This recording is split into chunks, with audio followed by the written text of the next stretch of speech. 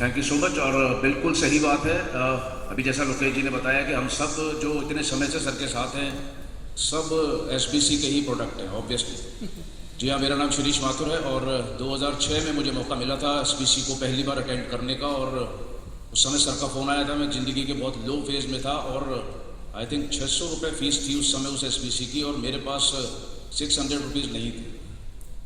अब आज मैं किसी को ये बात बताता हूँ तो ज़्यादातर लोग ये बिलीव नहीं करते कि ये स्टोरी सच है या नहीं। और सर ने सिर्फ एक बात बोली थी, क्योंकि शायद इन्हें ये पता होगा कि मैं बहुत लो फेज से गुजर रहा हूँ, तो सर ने कहा कैसे भी आपको इस इवेंट में आना है। तो मैं राजस्थान में रहता था, अलवर शहर में, तो 600 रुपीज़ फीस थी और आने जाने का खर्चा भी होगा और वहाँ रुकना भी है, वनडे प्रोग्राम था। लेकिन मैं सबको मना नहीं कर पाया, बट मुझे याद नहीं मैंने कैसे वो अरेंज किया और मैं वहाँ पहुँचा। लेकिन वो मेरी लाइफ का एक टर्निंग पॉइंट था, 360 डिग्री लाइफ चेंज हुई वहाँ से बिलीव फैक्टर बड़ा होने लगा। और जो छोटी छोटी चीज़ों के अंदर हम परेशान हो जाते थे या बहुत ज़्यादा डिप्रेशन में आ जाते थे, वो चीज़ें चेंज होने लगी।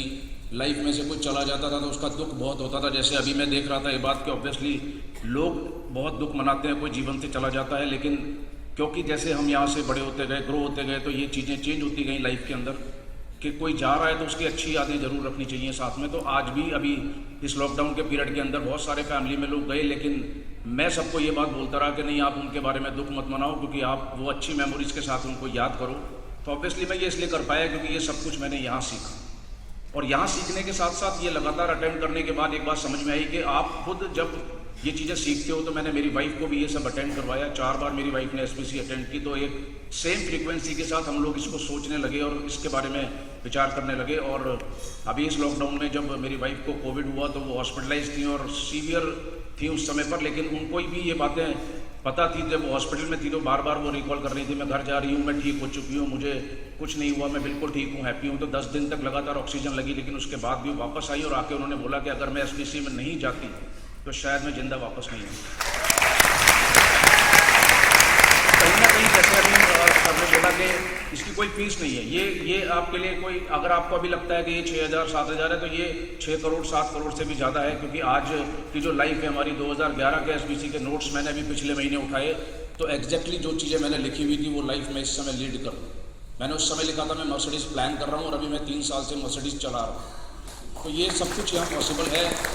एक रेंटेड हाउस के अंदर मैं रहता था जब मैंने वो नोट्स बनाए थे 2011 के अंदर। उस समय मैं रेंटेड प्रॉपर्टी के अंदर रहता था और मैंने लिखा था 1 करोड़ का घर, मैं उस घर के अंदर रह रहा हूँ 1 करोड़ के, और अभी मैं 1 करोड़ 43 लाख के घर में इस समय रह रहा हूँ। और ये सब कुछ पॉसिबल हुआ एसबीसी की वजह से। तो ये सब कुछ यहाँ आपके लिए संभव हो सकता है, बट इस पर बिलीव करना है। जैसे आपने देखा होगा कि एक मच्छर जो होता है, डेंगू का मच्छर है, मलेरिया का मच्छर देखा। अब साइंस की बात है कि वो मच्छर बहुत कमज़ोर होता है, लेकिन वो जब आपको काटता है तो पूरी बॉडी के अंदर आपके ब्लड में वो बीमारी फैल जाती है, होता है। अभी बहुत सारे नए लोगों को लग रहा होगा कि ये चीज़ें क्या आपकी लाइफ में इफेक्ट करेंगी, लेकिन ये बिल्कुल वैसे ही है जैसे ही आपके ब्लड में आ जाएंगी। तो ब्लड में आने के बाद ये आपके बाहर शरीर से कोई नहीं निकाल सकता। आप कितनी भी कोशिश कर लो, जितना खून निकालोगे उसमें से ये सब चीज़ें बाहर आएंगी। तो ये जैसे ही ब्लड में आएंगी आपके अंदर लाइफ में मिराकल होने शामिल हो जाएंगे, चमत्कार होने शुरू हो जाएंगी। तो thank you so much sir. और जितनी बार मैं, ऑब्वियसली मैं ये बात जरूर कहूँगा, जितनी बार मैं आता हूँ हर बार पहले से बेटर होता है, हर बार पहले से कुछ ना कुछ एडवांस होता है। Thank you so much sir, God bless you sir. Thank you.